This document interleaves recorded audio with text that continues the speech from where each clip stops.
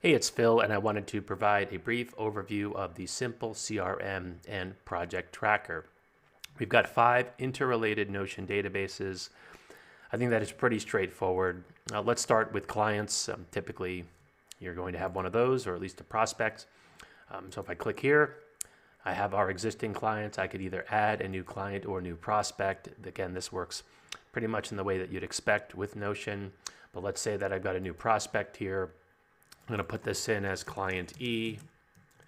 I don't necessarily have a project yet for the client. Maybe that's a discussion that we're going to have later. Maybe I exchanged business cards with someone at a conference. Do kids still do that? Anyway, let's just say it's John at cliente.com.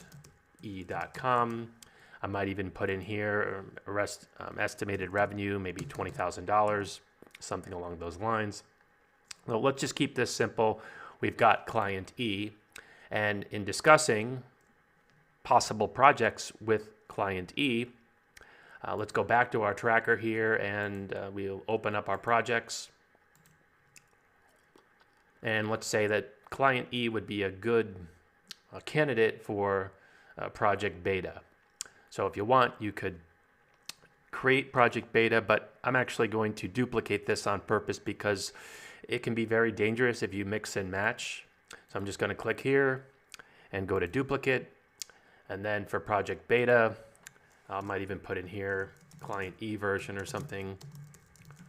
Right? And maybe this is a writing project. If I open up here, we'll see here how if we scroll down or take a look at the whole thing, this we would want to assign to client E. So now we've got that linked here, and we would probably want some tasks associated with that project. So if we go back here into our task database, we have here a bunch of different tasks, but we would really want to link them to a project. So you can use all sorts of different templates here in Notion, but if I add a new task, and let's just say it's create web copy since this is a writing project, haven't started it yet. Again, clicking here, I would want to put that into the specific project for client E. And maybe I'm going to put this in a bucket for writing. Now I could repeat this as necessary. And again, this would be for client E. So now I've got tasks associated with the project. And let's say that client E likes what we're talking about here and decides to sign up with us. So I would want to go back here, and instead of clicking on the shortcuts here, I'm going to go straight to the database and click on client here. And now client E isn't really just a client anymore. I'm sorry, just a prospect anymore. Maybe it is in fact a client. So if I go here into convert to active client, boom, I have now reclassified client E from prospect to client. Now that's great, we're going to be working together, but I probably want to get an invoice going.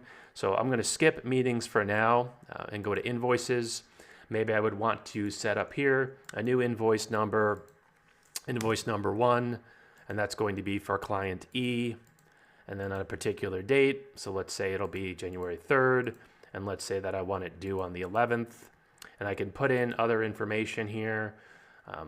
If you're charging by the hour, if you've got a separate file, if you use an accounting system or a URL, the OIA is the outstanding invoice amount. So maybe this is for 10 hours.